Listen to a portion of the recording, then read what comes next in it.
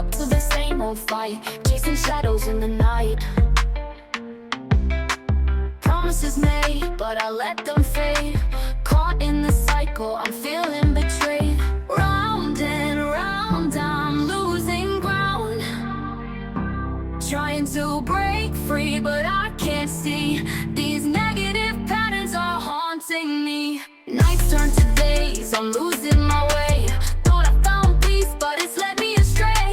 Chasing the high, but it only brings pain. The more I run, the less I gain. Hey everybody, hey, and welcome to another session of Tarika Said Again.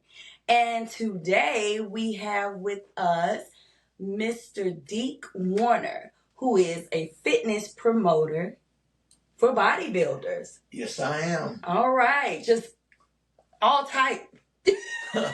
All type of categories: bodybuilding, bikini competition, wellness competition, figure competition, men's physique, classic men's physique as well. So you heard all the categories. Now, I met him at the NPC Florida State Championship, right? Yes, ma'am. We held it August 9th in Claremont at the Claremont Performing Arts Center. We had a lot of great athletes from all over the United States to compete for the state of Florida. Right. And listen, I was in awe, y'all. I know you all saw the little snippets of the interviews and so on and so forth, because I had never experienced the pro league as far as when we talk about bodybuilders, those that like take this weightlifting thing for real. Yes, it's serious out there. It's really, the competitors, they're really serious about what they are trying to accomplish within their own physiques. We had pro athletes, which have been doing it a lot longer than the amateurs, most of them. They have prize money for the pros, and the amateurs basically get sculpted awards and other different amenities that they get along with their victory. Wonderful. Like I'm not going to stop saying I was amazed, even down to the tanning, seeing the people being sprayed, backstage. Well, the reason why they have to get spray tan is because up under the bright lights, they want to be like one shade, so it won't be like a shadow on the body. Because the bright lights, once the bright light hit them, they want to have that nice glow to them instead of having that light spot, dark spot, different shades on stage. So we have bright lights. So when they do the tanning, they make sure they are very balanced as far as the coating is done. As a black person, you also have to have a tanning done as well, because, of course, none of us are not solid color. Right. So you have to have that nice blend in where it projects the muscle physique much better up on the highlighting. Okay. Hey, you educating us already as far as this tanning process. But I want to back up a bit, because I want to know, how did you get started with this? Giving me some backstory on you when you were once competing as a bodybuilder. I started back when I was in the military, back in Fort Bragg. I was a football player back during that time, and I got into weightlifting. My mentor at that time, his name was Mike Ashley. He was the current Mr. North Carolina. That's why I was stationed in North Carolina. And I kind of, from football, had a little basic injury, got into weight training, just strengthening up the body part that I needed strength as far as getting prepared to play football again. So I got into it that way. And actually, when I got into it, I was on my way, getting ready to get out the military. And I kind of carried on from there. I had always been an athletic kind of guy. And that was my way of staying focused on things that I wanted to do in life. And I got into weight training a little bit more. Got a little bit more detail in all the different nuance that was going on during that time. And it just worked out to where I started competing. I was the first Black Mr. Orlando. Yeah, so. Okay, history in the building. Little history there. I was the first Mr. Orlando as far as African American guy being able to win the title. From there, I went on to win the Central Florida title the same year. And I took some time off to learn my body a little bit more because I was experimenting. I was winning, but I was experimenting because I really didn't know exactly what I was doing as far as the nutrition part. Okay. That is 75% of your prepping as far as getting ready to get on stage, because you want to eat. You got to eat a certain way in order to get your body to look the way you want to. You have to eat a certain way. The training part is 25% of it, which is easy because that's something you love doing. The hardest part is the 75% part of it, which is the eating part. And you want to make sure that your carbohydrates, your proteins, your fibers, you want to make sure everything is you have to balance them out. So it's kind of like a trial and error prior to you prepping for a show. Most time, people prep anywhere from 12 weeks to 20 weeks out from a competition. So it's a strategy that you have to come together with as far as your meal preps, how many meals you're going to eat a day, the time of day, et cetera, like that. So there's a lot involved with overall. Sounds like it. Oh, yes. It sounds like it. Yeah, I know we had the opportunity. There was one young lady there, and she shared some of the more specifics of what you just shared of the type foods that she was eating. Yes. So basically, just a change of diet. Oh yes, it's I mean the most part of it is mental. It's not just putting food together, training, et cetera. You have to really be mentally focused in order to accomplish what you're trying to accomplish. It's like most people outside of them want to compete on stage.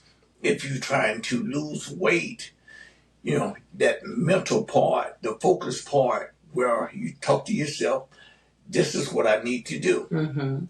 Once you get down to a point where you know exactly which way you want to go, it takes about 2 weeks for it to sink in.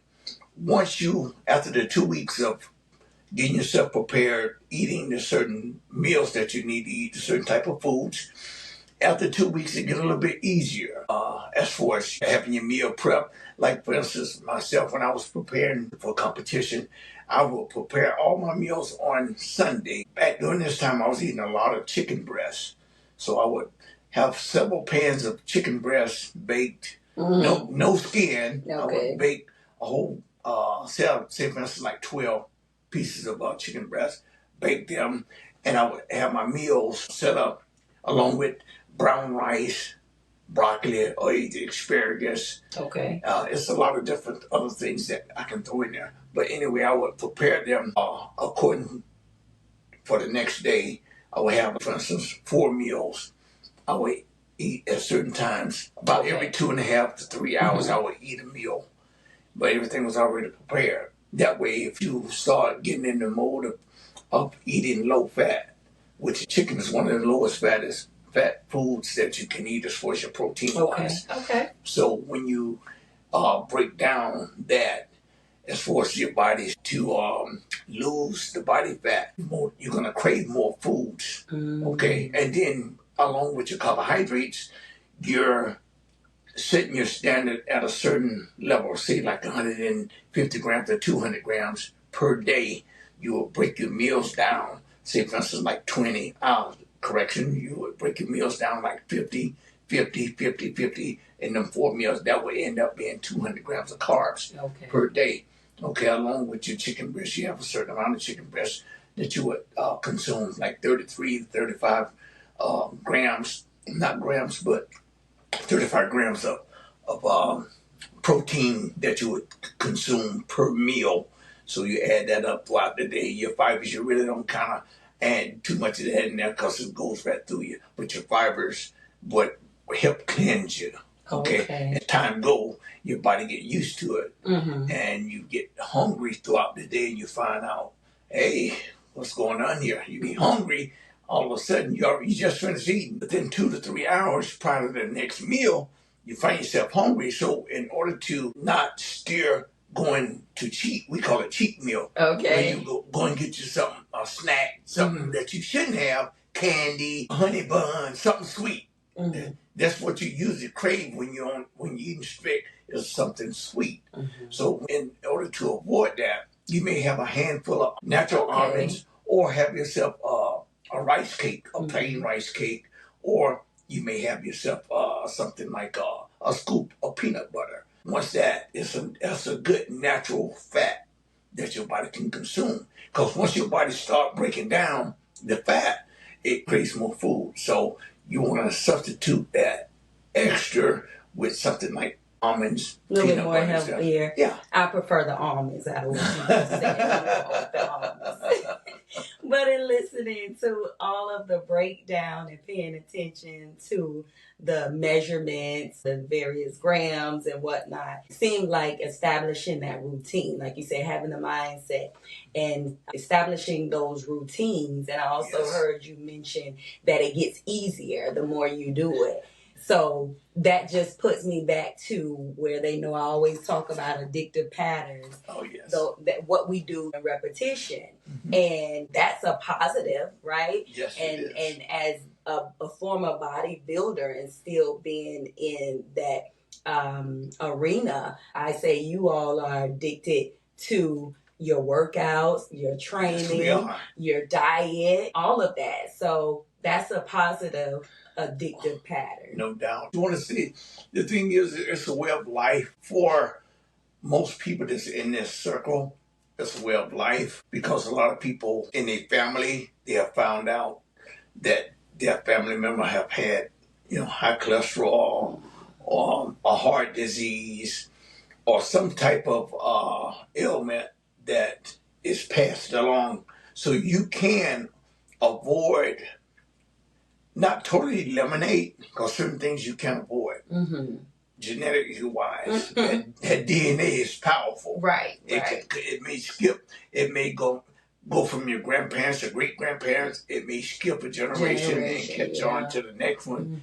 Like that. So if you want to be aware of what type of illness that your family have had in history, so that way you can steer your eating habits away from certain types of foods that you consume. You can always minimize some of the issues that you may have had in your family.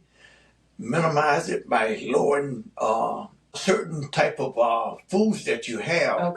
That will help you minimize the whatever problem that your family may have had. Like, for instance, cholesterol. You can always avoid that. There's certain type of vitamins that you can use for that. And diabetes. That's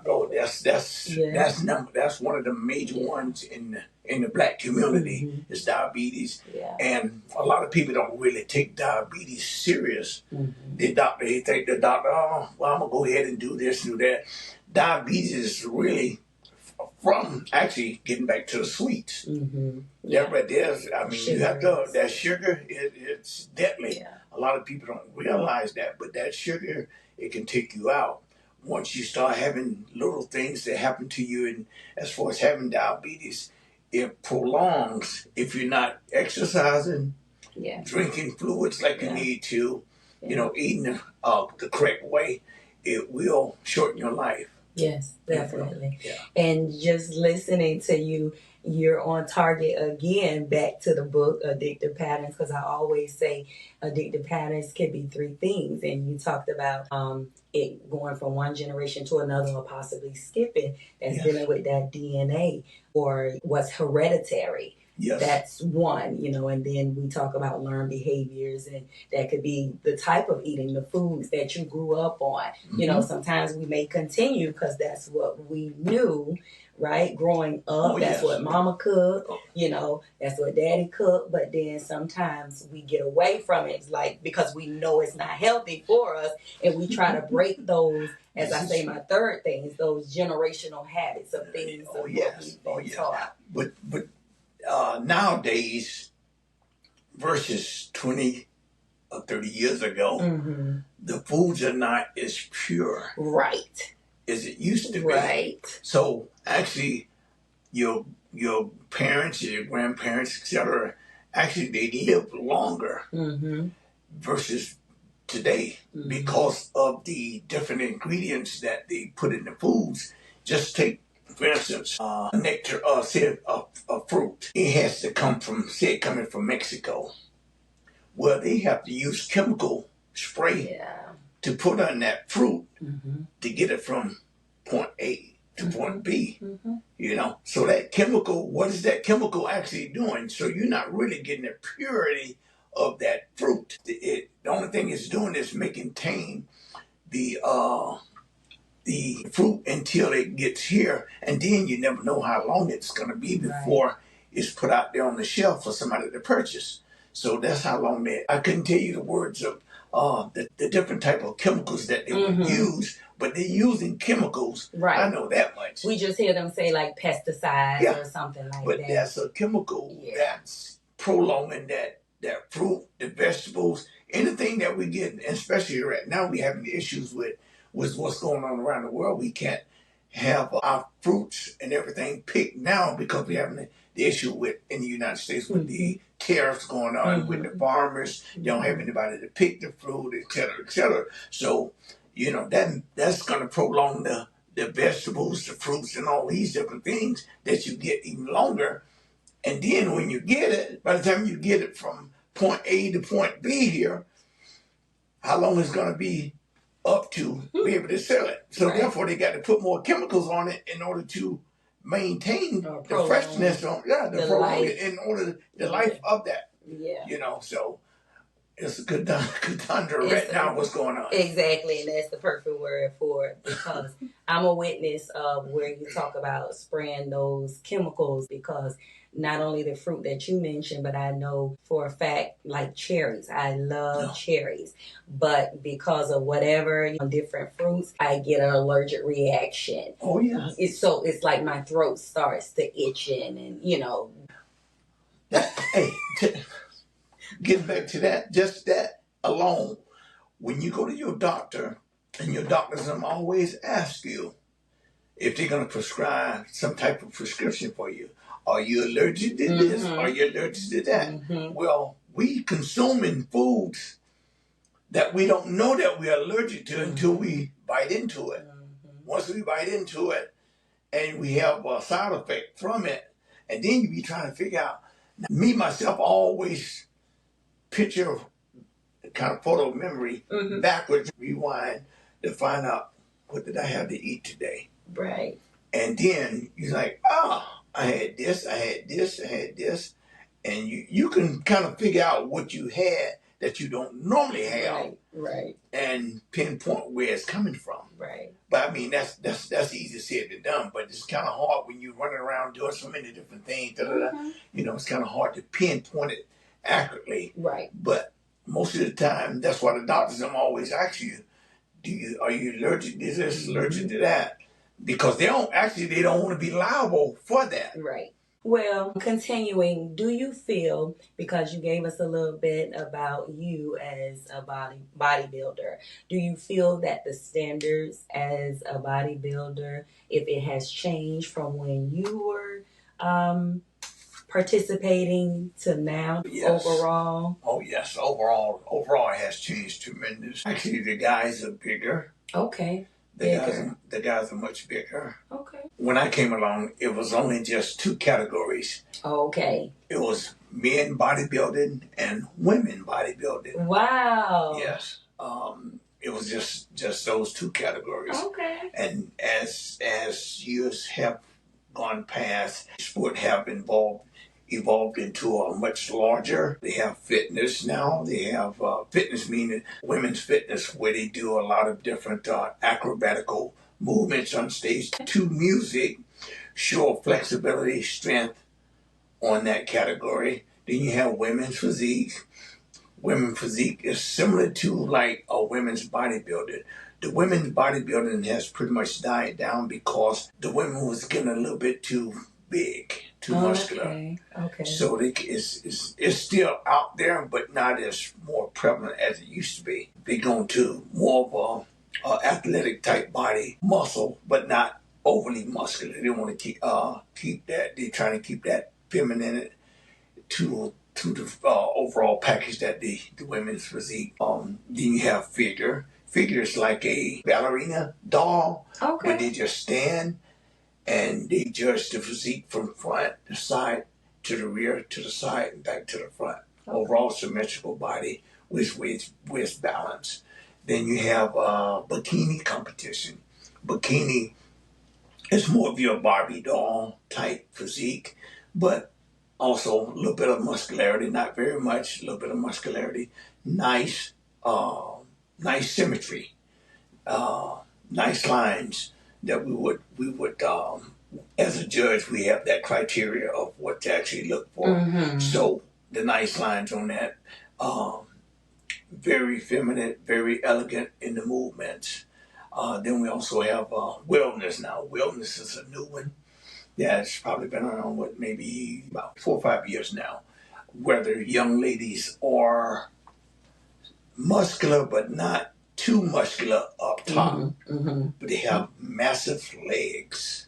Okay. And their quads are nice. Most of the women in that are usually, they're short. They're around 5'6" and under. Okay. So I would be in that class. in that category there, because of the shortness of the height-wise, their body parts are different. Their body parts are a little bit more thicker in the glutes, mm-hmm. in the quad area. They're a little bit thicker versus their outfits are similar to bikini outfits, but it's like a little bit more of them. Okay. As far as the glutes and the quads. Then we have the men's physique. Men's physique is like, I remember growing up, you always look at these guys that was they had this, it was always in a magazine or something where you see these guys on the beach, little really skinny guy on the beach, and a big guy coming along, kick sand in his face. Oh, goodness. And okay, the guy, he said he started working out. He had this nice structured upper body, but small legs, not too balanced. Legs are much smaller versus the upper body. Mm-hmm. So basically, we judging mostly from the waist up. As far as the body wise, they have boy shorts on that goes from the waist to the knee area. Okay. So we can't see the quads of the person. We can see the calf muscle, but not the quads. Mm-hmm. So we basically judging the symmetry of the upper body, the upper torso. We're starting to judge the lower half as well now, because we try to keep them balanced. Okay. You don't want them too massive up top and then too small. Yeah. Low. So that's a different criteria. Then you have the classic physique, which is the type of physique that Arnold Schwarzenegger had back when he was coming along. Okay. More of a classic physique, mm-hmm. broad shoulders, narrow hips, not too massive in the legs, just nice flowing lines. So that's kind of like a spin-off bodybuilders. Mm-hmm. Bodybuilders are more thicker, and muscularity. The muscularity is much bigger. Classic is a little bit more combination of the men's physique, but they have better legs than the men's physique. They have better legs, and their lines, they have great lines, broad shoulders, narrow in the waist. The legs are flowing, but not the big muscular legs that you would mm-hmm. see on a bodybuilder. It's a little bit different in that category. So, and we also have people that's in wheelchairs that compete as well. You have some of the athletes that are in wheelchairs, have disabilities, may be blind, or they may be missing a limb, or what have you. And, they still get up there and compete and what have you. And many of the cases, I have seen many of athletes that have that disability and they win. Okay. Because it's the package that you present, the overall package mm-hmm. that you present. So it's not an easy task. Right, because that's what I was going to ask, because like I witnessed you in the promoting role, right?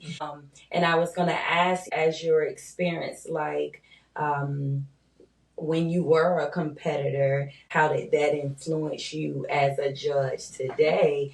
And like keeping up with all of that, because you just broke it down in the categories and remembering all that. Do y'all have like a cheat sheet or something to remember, okay, I'm looking for this specifically? Like, well, we have as judges on NPC, which stand for National Physique Committee. Okay. Then we also have the IFBB Pro Division, actually Pro League.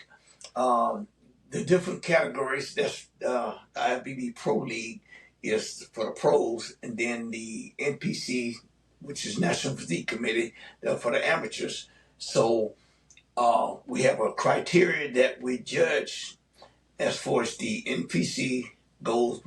All categories have their own specific category as far as the criteria, what we're actually looking for. So we have to basically the criteria that we're going by, we have to project that from what we're looking at on stage. Sometimes it don't turn out the way we want as far as the criteria, but what we have to do as judges, we have to pick the best physique that we feel that's close to the criteria, even though the criteria depends on what show you go to. Some they're working on it in order to get to the criteria that we're actually looking for them to project on stage. They're working on it. Okay. But we have to project, we have to pick and choose what we are judging in front of us that particular day. Okay. Yeah. Well, you've definitely given us some key factors in telling us about the criteria. So my last question I have for you would be, what advice would you give a competitor today that would help them stand out from their competition? The only advice I would give an individual, because you won't be the only one that's trying to get to that goal as far as on stage. The only thing you could possibly do is do your very best to get as good as you possibly can. And you can't worry about this person, that person. Focus on yourself in order to be the best that you possibly can. If you have questions about various things that you need to know, do not hesitate to talk to someone that you feel that you're comfortable with in order to ask questions, in order to feed that mental part that you may be missing. So don't be afraid to ask questions. Everybody can have a tendency to feel that, well, that person don't know this, that person. You'd be surprised at how many people know a lot of different things. You just have to ask questions. If you don't ask the question, you may not never get the answer to what you're looking for. So even me, I've been doing this a long time. I'm always asking questions. Yeah, that's how you learn. That's how you learn. You have to ask questions and just be the best that you possibly can be. If you see a picture of somebody and you say, oh, I want to look like that person, you can't look like that person. Reason being, that person's genetics is totally different than yours. The DNA comes from somebody else. Your DNA came from your parents. That DNA came from their parents. So unless you tied together as a family member or something like that, you can halfway possibly look close to that person, but not exactly like that person. Right. Even being a family member, them genes are different. Right. It goes a long ways, and it depends on how dedicated you are to trying to achieve your goal. You have to be 110% focused on the task in order for you to get to where you want to go. If you're going to be, well, I'm going to skip this day, skip that day. Well, when you're skipping them days, remember, if you want to get on stage, that person that's next to you, as you miss days, this person been still going hard. Right. So you can tell who put the work in and the person who don't put the work in. You don't want to get up on stage and then you realize, say, oh, I shouldn't have ate this. I shouldn't have had this. I should have put more time in this, more emphasis on this. You have to put the time in. Also, what's very important as well is a person preparing yourself, not only with your training and the eating. You have to learn to perform on stage on whatever category that you're in. You have to put that time in there, because if you get up on stage and you're not performing correctly, you may have the best physique up there. Mm-hmm. But if you can't show it the way you need to show it, you're not going to win. The person that's closer to your physique may not be in the best condition, but the overall package looks really good. Mm-hmm. Versus your package that you're getting up there and you don't know what you're doing. Well, you'll find out once the scores come out. And mm-hmm. you'll wonder why, like, how did I lose? I looked the best out of everybody. Did you present it correctly? Yeah, that presentation. You have to have a great presentation. Confidence. You got to have that confidence, that swag. You got to have it. If you don't have it, you better find it before you get up on stage. That makes sense. That confidence, seeing it permeate, and reflect, coming through your physique, with those smiles and those facial expressions. Because I got a chance to see it, Some people, doing their poses and different things, and some smiled bigger, some just had the movement with it, just everything. Almost like talking, and like I have a nonprofit, and I always say it's like speaking but without words, from that body language. Yes. You have the music, you have the background music, and the music always want to fit your personality. Yes. Okay. Most of the time, if you're performing as a bodybuilder, you want to pick something that's going to fit your personality and your physique, that's going to make you shine on stage. As bikini competitors, wellness competitors, we have a DJ that have the background music that'll fit what they're actually doing. It'll help them walk on stage and make their movements to the nice beat of the music. So that goes a long ways as well. But you have to practice over and over and over to get it right. Right. Well, hey, y'all. You heard it right here from a former competitor, a promoter, as well as an international judge. Right? This is correct. All right. So sounds like to me, you need to be the best you.